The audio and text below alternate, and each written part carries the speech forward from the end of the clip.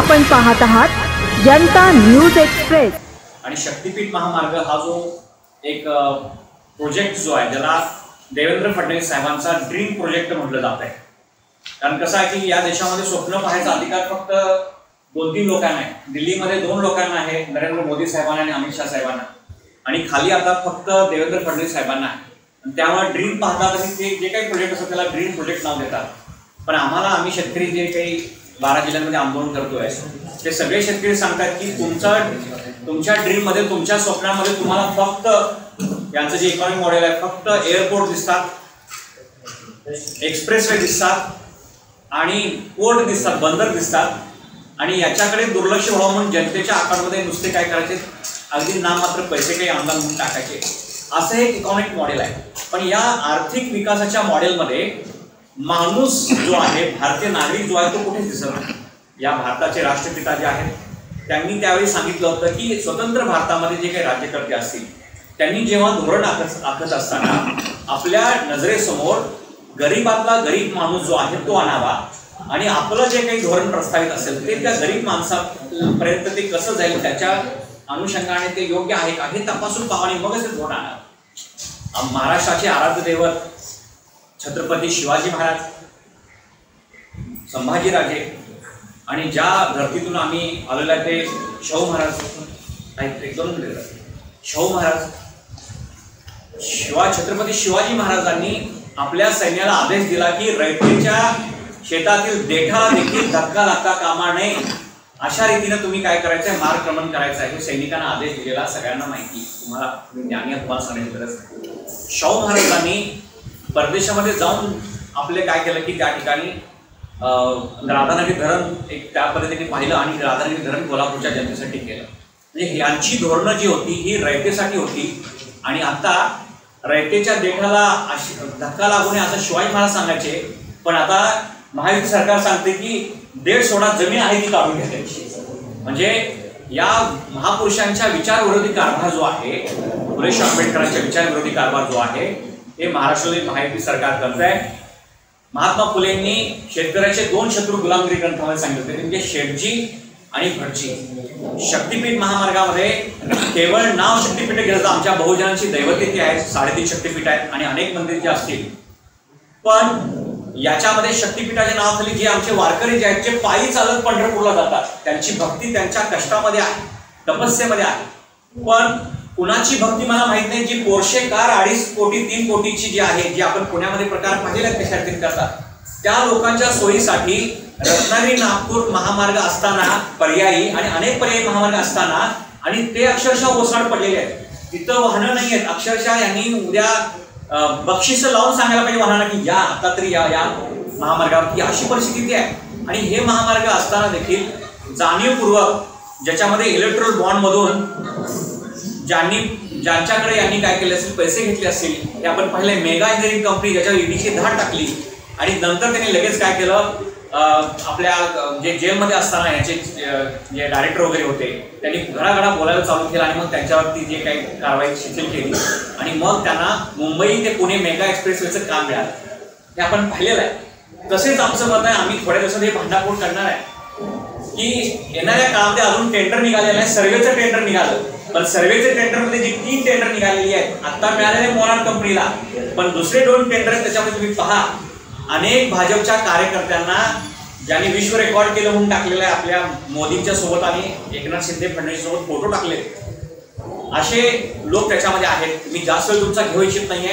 शक्तीपीठ महामार्ग हा शेतकरी विरोधी तर आहेच, बागायत जमिनी याच्यामध्ये जाणार आहे, पण त्याच्यामध्ये तो पर्यावरण विरोधी आहे। आमच्याकडे आंबोली घाट जो आहे, सह्याद्रीचा कडा, आपण छत्रपती शिवाजी महाराजची जय म्हणतो, त्याचा आम्हाला अभिमान आहे, पण सह्याद्रीच्या कड्या कपारीमध्ये शिवाजी महाराजांचा इतिहास होते। हे सह्याद्रीचं सगळं पोखरून, तिथली खनिज संपत्ती उकरून अदानींसाठी देऊन हा त्यांची वाहनं जाण्यासाठी हा शक्तीपीठ महामार्ग केला जातोय, हे सर्व जनतेला कळतं। दुसरा भाग जो आहे तो महत्वाचा आहे, आमच्याकडे पाणी योजना कोट्यवधी रुपये संस्था स्थापन करून इथली जनतेने केलेल्या आहेत, त्या सगळ्या उद्ध्वस्त होणार आहेत। अनेक ज्या काही विहिरी आहेत, विहिरी याच्यातून उद्ध्वस्त होणार आहेत, या सगळ्या गोष्टी आहेत। मला प्रास्ताविकामध्ये मी तुम्हाला या गोष्टी सांगतोय, पण आजच्या या पत्रकार परिषदेचे मुख्य खास करून आपल्या आंदोलनाच्या सोबत असणारे आमचे नेते कैलाश पाटील साहेब आणि स्वामी साहेब यांनी पत्रकार परिषदेला संबोधित करावं असं मी त्यांना विनंती करतो आणि सगळ्या गोष्टीचे मुद्द्याचे स्पष्टीकरण द्यावं असं मी त्यांना विनंती करतो. बाधित शेतकऱ्यांचं लढा हा आम्ही त्याचं प्रतिनिधित्व करतोय, तर शेतकऱ्यांचा लढा आहे. याबाबत मला सांगायचं की नेहमी विधानसभेत सन्माननीय मुख्यमंत्र्यांकडून सांगितलं जातं की सांगलीपर्यंत कुणाचाही विरोध नाही. माझी आपल्या माध्यमातून त्यांना विनंती आहे की उद्या 12 जिल्ह्यातले शेतकरी आझाद मैदानावर या विरोधात आंदोलन करण्यासाठी येत आहेत आणि हे बाधित शेतकरी आहेत, त्यांच्या भाषेत बरीत. तर हे शेतकऱ्यांना यांचं म्हणणं ऐकून घेण्यासाठी तुम्हाला जरी शक्य नसेल तुम्ही ते प्रतिनिधी पाठवून द्यावे आणि जे बाधित शेतकरी आहेत त्यांचं म्हणणं आपण ऐकावं. हा पहिला माझा मुद्दा आहे. आणि सगळ्यात महत्त्वाचा मुद्दा हा शक्तीपीठ महामार्ग करण्याचं प्रयोजन काय. कारण सध्या रत्नागिरी नागपूर राष्ट्रीय महामार्ग 361 हा अस्तित्वात आहे. कोल्हापूर जंक्शन अजून काम संपूर्ण झालेलं नाही. कुठलाही महामार्ग करायचा असला तर तिथं मोजलं जातं पॅसेंजर कारवेट PCU. सध्या रत्नागिरी नागपूर या महामार्गाचं PCU 18,000 ते 20,000 दरम्यान होतं. तो 4 पदरी महामार्ग आहे. त्याची क्षमता 40,000 PCU होईपर्यंत म्हणजे 40,000 PCU होईपर्यंत त्याची क्षमता आहे. मग हे शक्तीपीठ करण्याचं प्रयोजन काय हे सरकारनं स्पष्ट करावं. आपले सगळ्यांचे दैवत जे शक्तीपीठ आहेत किंवा जे आपले मंदिर आहेत ते जोडण्याचं सांगतात ते. मग हा जो सध्याचा रत्नागिरी नागपूर राष्ट्रीय महामार्ग आहे 361 याला तिथं कनेक्टिंग तो पॅरलच आहे. शक्तीपीठला हा पॅरल मार्ग आहे, अस्तित्वात आहे. त्याचा PCU 18,000 ते 20,000 पर्यंतच आहे. हा असताना त्याची क्षमता 40,000 असताना तर त्या निम्म्यानेच सध्या तिथं ट्रॅफिक आहे तिथल्या महामार्गावर. मग तुम्ही जी तीर्थक्षेत्र आहेत त्या महामार्गाला का जोडत नाही. एवढे 86,000 कोटी खर्च करण्यापेक्षा त्या रत्नागिरी नागपूर राष्ट्रीय महामार्गाला ती आपण जी तीर्थक्षेत्र का जोडत नाही 2 पदरी 4 पदरी याचंही उत्तर महाराष्ट्राला द्यावं. आणि सगळ्यात महत्त्वाचं तुमच्याकडे 86,000 कोटी रुपये आता आपण बघतोय 50,000 कोटीचा अर्थसंकल्प काल अर्थमंत्र्यांनी मांडला. बऱ्याच योजनांना पैसे नाही असं एका बाजूला सांगितलं जातं. शेतकरी कर्जमाफी असेल, भावांतर योजना असेल, त्यांनी आश्वासन दिलं होतं की आम्ही राज्याचा GST कमी करू शेती निविष्ठावरला, हा कमी केला. लाडक्या बहिणीचे 21 रुपये वाढवले आहे. मग हे 86,000 कोटी रुपये येणार कुठले याचंही उत्तर दिलं पाहिजे. लोकोपयोगी योजनांसाठी तुमच्याकडे पैसे नाही. 2 वर्ष झालं दीपक आणि तुझ्या सबसिडी शेतकऱ्यांना केली, त्यासाठी पैसे नाही. मग हे 86,000 पैसे तुमच्याकडे येणार कुठलं याचंही उत्तर दिलं पाहिजे. आणि खरंच जर तुमच्याकडे पैसे येणार असतील तर मराठवाड्यातल्या किंवा विदर्भातल्या ज्या अपुरे सिंचन प्रकल्प आहेत त्यालाही पैसे द्या. त्यामुळे विदर्भ मराठवाड्यातल्या शेतकऱ्यांच्या आत्महत्या थांबतील. ह्या रस्त्यापेक्षा रस्त्याला सध्या एक रस्ता ऑलरेडी अस्तित्वात आहे. हे 86,000 कोटी रुपये जर तुम्ही सिंचनाच्या प्रकल्पाला दिले तरी वर्षानुवर्ष सिंचन प्रकल्प जे रखडलेले आहेत ते पूर्ण होतील आणि शेतकऱ्यांना शाश्वत पाणी मिळेल आणि शेतकऱ्यांच्या आत्महत्या थांबतील. हे महाराष्ट्राचा विकास करायचा असेल आपण बघतो की आर्थिक पाहणी ज्यावेळी जाहीर झाली त्यावेळी उद्योग क्षेत्रात पिछेहाट झाली, तर शेतीनंच चांगलं काम केलेलं आहे. शेतकऱ्यांना अजून त्यात चांगलं काम करायचं असेल, आपली शेती प्रधान संस्कृती आहे, तर मग हे 5 पैसे तुम्ही सिंचन प्रकल्पावर का खर्च करत नाही याचंही उत्तर द्यावं. आणि उद्या सांगलीच्या पलीकडे फक्त काही आमदारांचं ऐकून सांगा की आमदार म्हणले की आम्हाला विरोध नाही, पण सर्वसामान्य बाधित शेतकऱ्यांची काय भावना आहे की ऐकून यासाठी एकतर आपण स्वतः यावं किंवा आपले प्रतिनिधी भावना जाणून घ्यावी. एवढंच आम्हाला आजच्या आपल्या माध्यमातून सरकारला सांगायचं. त्यानंतर आमदार गोवा ते नागपूर महामार्ग बाधित शेतकरी शेतमजूर ग्रामस्थाचा विधानसभेवर 12 जिल्ह्याचा एकजुटीने धडक मोर्चा. कालच्या बजेट सत्रामध्ये आपण पाहिलं की हे सरकार शेतकऱ्याच्या विरोधी आहे. हेच नव्हे तर केंद्र सरकार देखील तितकंच ताकदीनं शेतकऱ्याला करत असतं. जिथं छत्रपती शिवाजी महाराजांनी आपल्या सैन्याला निर्देश दिले होते की शेतकऱ्याच्या पिकाच्या देठाला देखील हात लावू नये, परंतु इथं देठासह जमीन आणि ती जमीन नुसतीच ताब्यात घ्यायची नाही तर ती कवडीमोल किमतीमध्ये ताब्यात घ्यायची. कुठेतरी काही आमदारांचा सकारात्मक त्याला असलेला पाठिंबा आणि तमाम जनतेचा म्हणजे शेतकऱ्याचा विरोध याच्यामध्ये तुलना न करता शेतकऱ्यांची बाजू न ऐकून घेता हे शासन जेव्हा या शक्तीपीठ मार्गाची आखणी करतं तेव्हा वारंवार लक्षात येतं की ही लाडका कॉन्ट्रॅक्टर योजना आहे. हे शक्तीपीठ म्हणजे लाडका कॉन्ट्रॅक्टर योजना आहे. जशी लाडकी बहीण योजना यांनी आहे, बहिणीची फसवणूक केली. शेतकऱ्याच्या कर्जमाफीबाबत काल खूप मोठ्या अपेक्षेने शेतकरी बसलेले होते, परंतु शेतकऱ्याच्या कर्जमाफीबद्दल एकही शब्द त्यांनी त्या बजेटमध्ये बोललेला नाही. परंतु इथं 86,000 कोटी रुपये याच्या माध्यमातून शेतकऱ्याची खूप मोठी समृद्धी आपण करू शकतो. हे न करता या शक्तीपीठामध्ये जी धार्मिक स्थळं आहेत त्या सगळ्या धार्मिक स्थळांना जाण्यासाठी खूप चांगले रस्ते आहेत आणि असतील तर तिथल्या तिथं आता दादांनी म्हटल्यासारखं 2 पदरी 4 पदरी मार्गाने ती जोडता येतात. परंतु 86,000 कोटी रुपये खर्च करून शेतकऱ्यांना त्रास देऊन त्यांच्या जमिनी ताब्यात घेऊन शेतकऱ्यांना पुन्हा कंगाल करण्याची ही शासनाची जी योजना आहे या शक्तीपीठ महामार्गाला आम्ही या ठिकाणी विरोध दर्शवत आहोत. शेतकऱ्यांच्या बाजूने आहोत. शेतकऱ्यांची मतं जाणून घ्यावी. प्रत्येक जिल्ह्यामध्ये शासनाचे प्रतिनिधी जावेत. इथं लोकप्रतिनिधी त्यांच्या पक्षाचे असल्यानं समर्थन करीत असतात, परंतु शेतकऱ्याची बाजू न मांडता त्यांची बाजू ऐकून न घेता इथं फक्त आणि फक्त सत्तेतल्या लोकप्रतिनिधीचं ऐकलं जात आहे आणि शेतकऱ्यांवर मोठा अन्याय होतो आहे.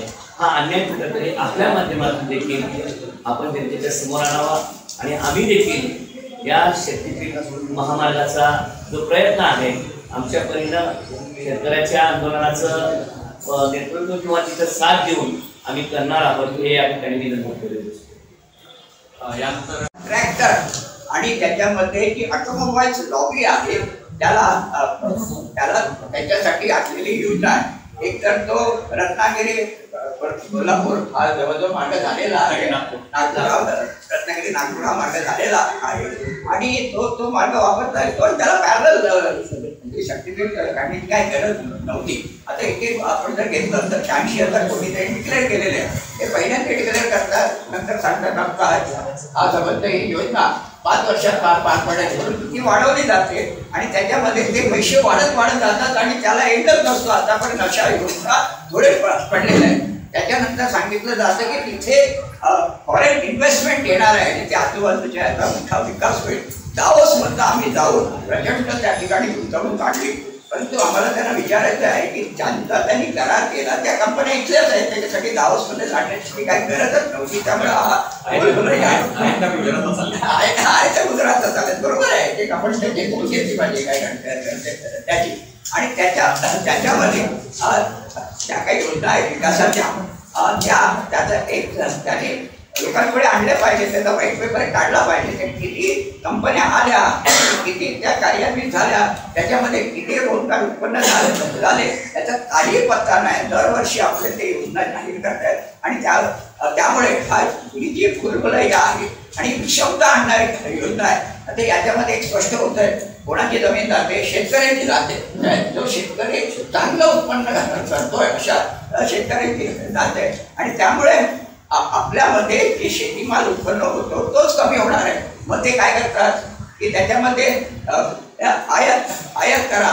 ऑस्ट्रेलियामधनं सफरचंद येतं, त्याच्यानंतर आणखी कुठलं तरी आपले मोदी जातात मोझांबिकला आणि पूर्ण येतं करार करून घेऊन तिथे सोयाबीनच्या भावाला काय पत्ता नाही, कापूस संबंधी होतो, तो शेतकरी आत्महत्या करतोय आणि याच्यामध्ये ही काय विकासाची योजना आहे तो धोका आहे आणि आपण विकास नावावर बोलतो. काय हे सोपं आहे म्हणजे काय गुगल त्याच्यामधनं बघायचं, एक ओळ काढायची पूर्ण रत्ना म्हणजे गोवा ते नागपूर एक ओळ काढली की झालं काम. म्हणजे तुम्हाला तो छोटा रस्ता आहे, वेळ वाचेल, इंधन वाचेल, पण त्याच्या खाली किती पहाड आहे, किती त्याच्यामध्ये शेती व्यवस्था आहे, त्याच्यामध्ये किती टेक्नॉलॉजी वापरली जाते याचा काय अभ्यास करायचा नाही आणि फक्त एक दाखवायचं. हा तो धोका आहे आणि हा महाराष्ट्रामध्ये अशा योजना असता कामा नये. त्यांनी आता मुंबईचा एक अनुभव आपण सांगितला तर कोस्टल रोड काढला गेला. कोस्टल रोड काढला गेला तिथे बस किंवा सार्वजनिक व्यवस्था तिकडे नाही आहे. एसटी जाणार आहे, एसटी जात नाही, बसेस जातात आणि बांधण्यावर टॅक्सी केली समजा ग्रँड रोडला यायला 400 रुपये बिल होतं. म्हणजे आपला सामान्य माणूस तिकडे जाऊ शकणार नाही. एसटी परिवहन नाही, त्याच्यामध्ये रेल्वेची खंडोबा करणार, त्याच्यामध्ये टोल लागणार. त्यामुळे ही योजना पूर्वलेली आहे, विषमता आणणार आहे, कॉन्ट्रॅक्टरना फायदा देणार आहे. त्या योजनेला शेतकरी विरोध करतायत, पण महाराष्ट्राच्या नागरिकांनी सुद्धा विरोध केला पाहिजे. भारतीय काँग्रेस पक्षाला या संबंध चळवळीला पाठिंबा आहे. इतकं मी या ठिकाणी सांगतो. धन्यवाद. आता एक शेवटचे, याच्यातली प्रत्येक जिल्ह्यातली काही गावं आहेत, पण आता कोल्हापूरचं उदाहरण घेतलं तर कोल्हापूरमध्ये 60 गावं जास्त आहेत. 60 सगळ्यात जास्त गावं 60 आहेत आणि ते 5200 एकर आहे. पण सगळी मिळून ही 27,000 एकर जमीन आहे आणि 12 जिल्हे आहेत. 27,000 एकराचे किती तरी शेतकरी किती? शेतकरी किती? नाही, शेतकरी तुम्ही हे या सगळ्या पट्ट्यांमध्ये जसं आमदार साहेबांनी सांगितलं आहेत, हे अल्पभूधारक शेतकरी आहेत आमची ह्या पट्ट्यांमध्ये. आणि जर एखाद्याची जमीन गेली असं नाही, एखाद्या 10 एकर आहे, त्याची 2 एकर गेली त्याला काही फरक पडत असं नाही. हे जे या पट्ट्यामध्ये आता अल्पभूधारक आहे, म्हणजे गेली जर एखाद्याची अर्धा एकर जमीन तर तो पूर्ण बनणार आहे. आणि तुमचे पैसे जे काही 2 पट आता देणार आहेत ना, हे कुठेही काम येणार नाहीये. त्यामुळे 27,000 एकर जर तुम्ही धरली तर त्याच्या आसपास दिसते आम्हाला, कारण आम्ही काय आकडा तो आहे तो शेतकऱ्यांचा काढलेला नाही आणि सरकारकडे पण नाही. म्हणून आमचा मुंबईचा जो मोर्चा आहे याचा हेतू लक्षात घ्या. फडणवीस धादांत खोटं बोलतायत की सांगतात फक्त कोल्हापूरला विरोध आहे. त्यांचं म्हणणं आहे की फक्त कोल्हापूरला विरोध आहे, कोल्हापूर सांगितलं कुठल्याही जिल्ह्यात विरोध नाही. हे जे सांगतात बरोबर, ते फक्त दाखवायचं त्यांना की ते शेतकऱ्यांना, शेतकरी स्वतः बाजू बाधित शेतकरी आले आणि ते सांगतात आमचा विरोध आहे, स्वतः शेतकरी. उद्या फडणवीसांनी उद्याच्या मोर्चामध्ये यावं आणि बघावं कुठल्या कुठल्या जिल्ह्याचे शेतकरी आहेत ते पाहावं. रत्नागिरी नागपूरला शेतकऱ्यांना चौपट पैसे दिले. समजा त्या जमीन किंमत 2 लाख रुपये असेल तर 10 लाख रुपये दिले, म्हणजे 8 लाख किंवा 10 लाख दिले. आता हे या शेतकऱ्यांना तसंच करणार की चौपट देतो म्हणून सांगितले सरकारनं. तुमची काय भूमिका असणार? आता विषय त्यात काय महत्वाचा की रत्नागिरी नागपूर ऑलरेडी आहे. तो सांगितल्याप्रमाणे त्याचं पॅसेंजर कार्पेट त्याचे वाहतुकीची वाहनं आहेत ते 18,000 ते 20,000 अजून 4 पदरी रस्ता येतो. अजून 10 वर्ष तो रस्ता म्हणजे ते पुढे 40,000 पण क्षमता येते. आता निम्याने चालतो, म्हणजे क्षमतेच्या निम्या प्रमाणात वाहतूक आहे. गरज काय हा प्रश्न आहे. आमचं म्हणणं आहे की तेच पैसे तुम्ही सिंचन प्रकल्पाला द्या, हे का देत नाही? शेतकरी आत्महत्या थांबवायची गोष्टी करता नाही. अशी एक चर्चा आहे की हा शक्तीपीठ मार्ग ज्या ज्या पट्ट्यातून जाणार आहे त्या ठिकाणी राज्यकर्ते किंवा काही प्रशासकीय अधिकारी जे वरती कनेक्शन असतात यांच्या जमिनीच्या खरेदी विक्रीचे व्यवहार मोठ्या प्रमाणात सुरू झाले. या बाबतीत आमचं तेच म्हणणं आहे की अलाइनमेंट 2 ते 3 वेळा बदलली का बदलली, जमिनी कुणाच्या आहे त्याबाबत चौकशी होणं गरजेचं आहे. कुणाच्या फायद्यासाठी असं होतंय का? एकीकडे आमदारांचा विरोध आहे, मग मुख्यमंत्र्यांना कोणत्या आमदारांचं समर्थन?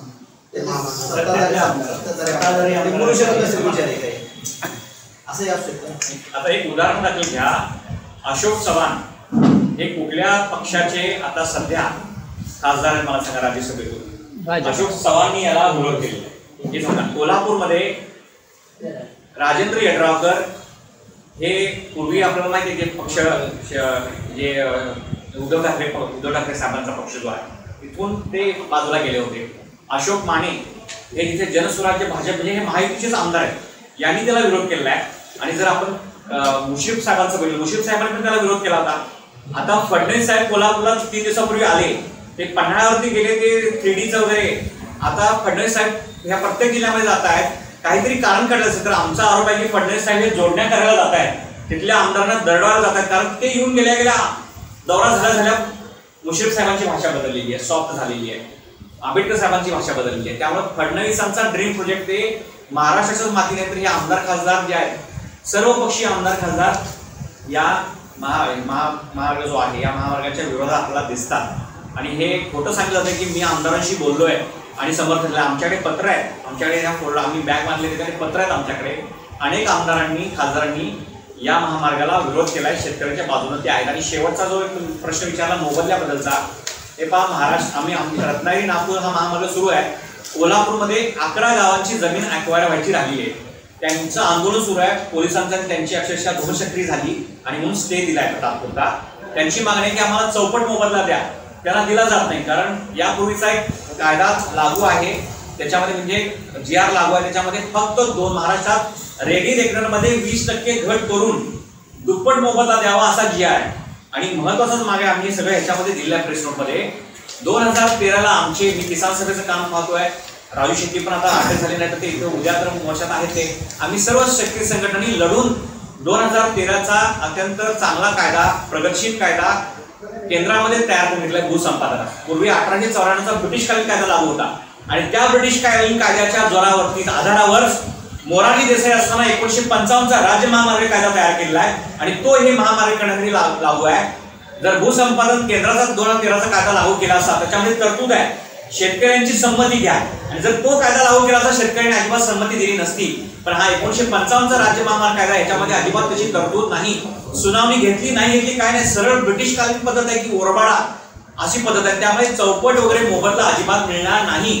चौपट मोबदला दिला तर 86,000 कोटी सोडा तर त्याच्या दुप्पट तिप्पट ते पैसे त्यांना द्यावे लागतील. त्यामुळे सरकार खोटं बोलतंय. जसं त्यांनी खोटं पहिलं बोललं की फक्त कोल्हापूर विरोधात सगळ्या जिल्ह्यांना विरोध असताना, त्यामुळे खोटं बोला पण रेटून बोला अशा रीतीनं ह्या सरकारचा कारभार सुरू आहे असं आम्हाला वाटतं. सर माझा असा प्रश्न होता की रॉयल्टी घेतली तर काय फरक पडेल? रॉयल्टी वन टाइम चौपट घेणं 10 पट घेणं त्यापेक्षा वर्षानुवर्षी पीक कसं पिकते शेतकऱ्याचं ती रक्कम जर परतवशी भेटली तर म्हणणं होत नाही. ते बाधित शेतकऱ्याचं ठरवतील ना, त्यांचं म्हणणं आहे की आमची आयुष्याची किंवा भविष्याची पिढ्याची जी आमची भाकरी आहे ती चालली. आता याची गरज नाही, त्यापेक्षा सिंचनाला पैसे द्या. त्यातून सिंचनाचे प्रकल्प पूर्ण झाले तर शेतकरी किंवा त्याची पिढ्यानपिढ्या उत्पन्न निघत आहे आणि आपल्या राज्याचे उत्पन्न वाढ होईल. विषय आता इथं नाही. हा विरोध फक्त भूसंपादनाला 2 पडीत घ्यायचं 4 पडीत घ्यायचं रॉयल्टी घ्यायचं हा विषय नाही. या महामार्गाची गरज काय, तेवढेच पैसे तुमच्याकडे सिंचन प्रकल्पाला का देत नाही? आज तेव्हा असताना राष्ट्रीय महामार्ग असताना याची गरज नसताना का करताय, कुणाच्या भल्यासाठी करताय हा प्रश्न आहे. महामार्गाच्या विरोधासाठी कोल्हापूरचे सगळे वेगवेगळ्या गटागटातील एकत्र पक्षाचे आता आलेले आहेत कोल्हापूरचे सर्व पक्ष. 18 जुलै तरी सर्व पक्षी मोर्चा त्याच्यामध्ये होता. फक्त मी तुम्हाला बदल सांगतोय, जिथं फडणवीस जात आहेत दौऱ्याला ज्या जिल्ह्यात तिथले लगेच दुसऱ्या दिवशी आमदार जे आहेत ना ते काहीतरी वेगळी भाषा बोलतात दिसतात. त्यामुळे फडणवीस मोर्चात मुस्लिम असतील कारण शेवटी शेतकऱ्यांची मतं तुम्ही घेतलेली आहे आणि खऱ्या अर्थाने या प्रेस नोटमध्ये नमूद केलेलं आहे. अगोदर जाहीर केलं नांदेडमध्ये एकनाथ शिंदे गेले, ते म्हणले की शेतकऱ्यांना विरोध डावलून काही आम्ही काय करणार नाही. नाही, काही शेतकऱ्यांनी समर्थन दिले शक्तीपीठाला.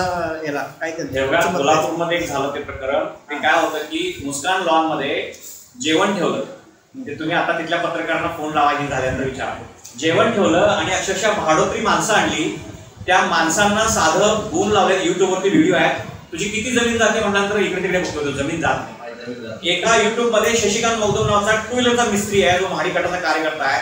तो महाराष्ट्र टाइम्सला इंटरव्ह्यू देताना म्हणतो की माझी 1 एकर जमीन जाते आणि डिजिटल कोल्हापूर या चॅनल म्हणतो नाही माझी काही जमीन जात नाही. अशी भाडोत्री लोक आणले होते आणि त्याच्यामध्ये खासदार महाडिक साहेब जे राज्यसभेचे खासदार आहेत ते म्हणतात की 14 जिल्ह्यातून हा जातो. म्हणजे त्यांनी जरा अभ्यास केला नाही. त्यांना विचारला प्रश्न की बाबा किती तालुक्यातून कोल्हापूरला जातो, ते म्हणजे 12 तालुक्यातून, म्हणजे 6 तालुक्यातून जातो. हेही त्यांना धडा अभ्यास नाहीये. बॅनरवर लिहिले 13 जिल्हे, खासदार सांगतात 14 जिल्हे, ऍक्च्युअल जातो 12 जिल्हे. म्हणजे यांना काही माहिती नाही. रत्नागिरी नागपूर बद्दल पण साहेबांनी सांगितलं हे खरं आहे. पॅरल रस्ता जातो त्याचीच युटिलिटी होत नाही अजून काही त्याच्यावरती जर. आणि हे लक्षात घेतलं पाहिजे. मगाशी जसं आम्ही म्हटलं की विकास करायचा म्हणजे नुसता रस्ता करा.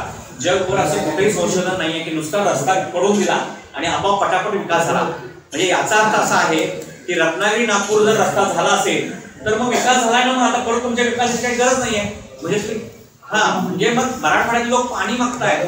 कर्जमाफीसाठी यांनी जाहीर केलं होतं निवडणुकी आधी. कुठे आहे ती कर्जमाफी दिसत नाहीये. आणि तुम्ही काय करतात, एकीकडे लाडकी बहीण म्हणायचं आणि शेतकऱ्यांना आत्महत्या करायला प्रवृत्त करायला लावणारी अशी त्याची जमीन संपादन करण्याची ही जी प्रक्रिया सुरू आहे. म्हणजे त्याच लाडक्या बहिणीला तुम्ही कोणकूप पोसायचं काम करत आहात. हा मुख्य मुद्दा उद्याच्या मोर्चात असणार.